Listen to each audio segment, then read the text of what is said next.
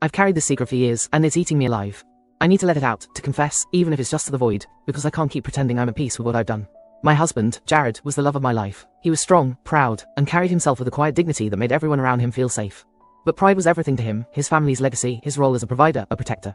It defined him, and I took a piece of that away from him, even if he never knew it. We tried for a child for 10 years. 10 long, heartbreaking years. Jared wanted a kid so badly, a little piece of him to carry on his name, his values. But it never happened. Deep down, I knew why. He did too, I think, but he'd never admit it. In his family, pride meant never questioning your strength, your manhood. He refused to get tested, refused to even entertain the idea that he might be the reason we couldn't conceive. I didn't push him. I loved him too much to wound his pride like that. When the accident happened, God, that horrible day, it changed everything.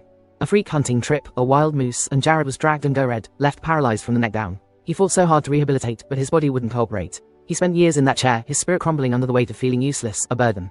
He'd look at me with those eyes, once so full of fire, and I could see the shame. He'd say, "I'm not a man anymore, Sarah. I can't provide. I can't protect." I'd hold his hand, tell him he was enough, but he didn't believe me. I couldn't bear to see him suffer more.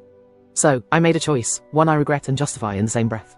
My best friend from college, Lisa, runs a fertility clinic. She knew our struggles, knew how much Jared wanted a child. I went to her in secret, desperate to give him something to hold onto, something to live for. We chose artificial insemination, and Lisa helped me find a donor who matched Jared's ethnicity, his background, even his personality as best we could. I wanted the child to look like him, to feel like his. I didn't want an affair, God, no. I could never betray him like that. This was clinical, calculated, done out of love. Or so I told myself. When our son, Ethan, was born, Jared's face lit up in a way I hadn't seen since before the accident. He'd watch Ethan sleep, tears in his eyes, and say, "He's got my nose, doesn't he?"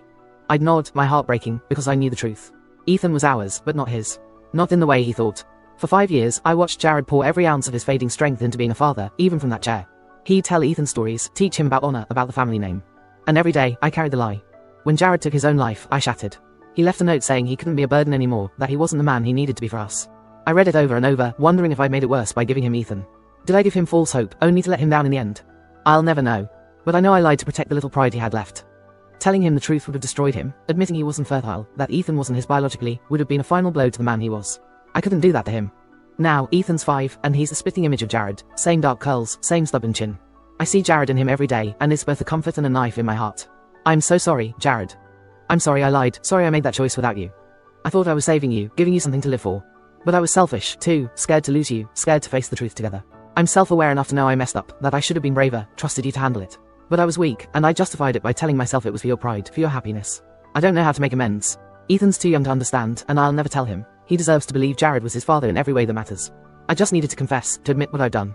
I loved you, Jared, more than anything. I hope you can forgive me, wherever you are. And I hope I can forgive myself someday, too.